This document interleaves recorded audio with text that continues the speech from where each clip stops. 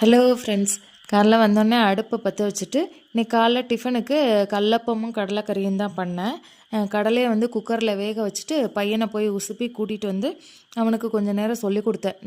இன்றைக்கோட exam முடியுது. அதுவும் இன்றைக்கி மலையாள எக்ஸாமு. ஃபஸ்ட்டு டேர்ம் இன்றைக்கோட முடிஞ்சு 10 நாள் அப்படியே கண்டினியூஸாக லீவ் விட்டுருவாங்க ஓணத்தோடு சேர்த்து. மலையாளம்ன்னும் போது எனக்குமே கொஞ்சம் கஷ்டம்தான். ஓரளவு தான் எனக்கும் வாசிக்கவும் எழுதவும் தெரியும். அதான் அவங்க மூலமாக தான் நானும் படிச்சுட்ருக்கேன். அவனுக்கு கொஞ்சம் நேரம் சொல்லி கொடுத்துட்டேன்.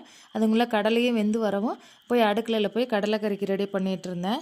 அவன் இங்கேருந்து டவுட்டு கேட்டுகிட்டே இருந்தான். அதனால் பக்கத்துலேயே வச்சு அவனுக்கு சொல்லி கொடுத்துட்டே இருந்தேன். மாவும் அதுக்குள்ளே புளிச்சு வரவும் கடலைக்கறியை தூக்கி ஸ்டவ் அடுப்புக்கு மாற்றிட்டு கல் வச்சு அப்போ சுட ஆரம்பிச்சிட்டேன்.